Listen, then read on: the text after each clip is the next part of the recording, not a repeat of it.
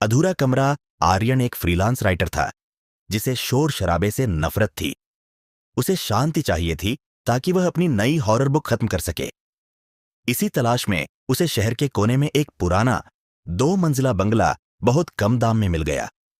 पर डीडी ढोसियो ने दबी जुबान में कुछ कहा तो था, पर आर्यन ने हंसकर टाल दिया। भूत प्रेत कहानियों में अच्छे लगते हैं, हकीकत में नहीं।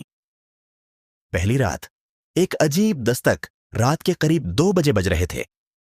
आर्यन अपने लैपटॉप पर टाइप कर रहा था, तभी उसे ऊपरी मंजिल से खुरचने की आवाज आई, जैसे कोई लगथी के फर्श पर अपने नाखून घिस रहा हो। उसने सोचा शायद चूहे होंगे। वह सो गया, लेकिन अगले दिन जब वह ऊपर गया तो उसने देखा कि कमरे के बीचों बीच एक पुरानी धूल से भरी लगदी की कुर्सी रखी थी, जो कल वहां नहीं थी। दूसरी रात सन्नाटे की आहट।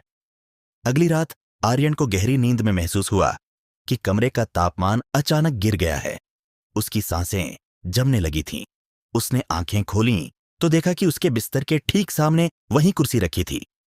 उस कुर्सी पर कोई बैठा नहीं था, लेकिन गद्दी नीचे की ओर दबी हुई थी, जैसे कोई अदृश्य भार उस पर हो।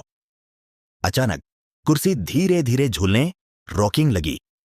कौन है वहां? आर्यन की आवाज कांप गई। जवाब में कमरे का दरवाजा अपने आप जोर से बंद हो गया। पूरे कमरे में सडीडी दौड़ने जैसी बदबू फैल गई। तीसरी रात। असली दहशत। आर्यन ने तय किया कि वह आज रात सच का पता लगाएगा। उसने कमरे के कोने में एक कैमरा फिट कर दिया। रात के 3:15 बजे उसे अपने कान के पास किसी के ठंडी सांसें लेने का एहसास हुआ। उसने झटके से पीछे मुड़ कर देखा। वहां कोई नहीं था, लेकिन जब उसने लैपटॉप की काली स्क्रीन पर अपना प्रतिबिंब, रिफ्लेक्शन देखा, तो उसके पीछे एक औरत खद ही थी। उसके बाल लंबे और उलझे हुए थे और उसका चेहरा पूरी तरह से छिला हुआ था। वह औरत आर्यन के कान में फुसफुसाई, तुमने मेरा कमरा पूरा नहीं किया।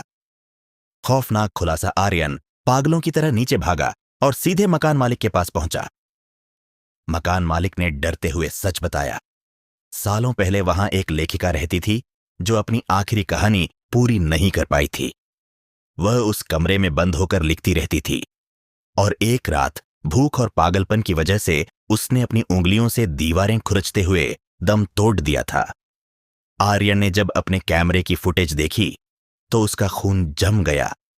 वीडियो में वह खुद नहीं दिख रहा था, बल्कि उसकी जगह वही छिल्ला हुआ चेहरा बैठा हुआ टाइप कर रहा था और आर्यन के हाथ हवा में खुद ब खुद चल रहे थे। उपसंहार। आज भी वह बंगला खाली है। लोग कहते हैं कि रात के 2 बजे आज भी वहां से टाइपराइटर चलने की आवाज आती है। वह लेखिका आज भी अपनी कहानी पूरी कर रही है और उसे हर बार एक नया शरीर चाहिए होता है। क्या आप चाहते हैं कि मैं इस कहानी का दूसरा भाग लिखूं या किसी और विषय पर कहानी सुनाऊं?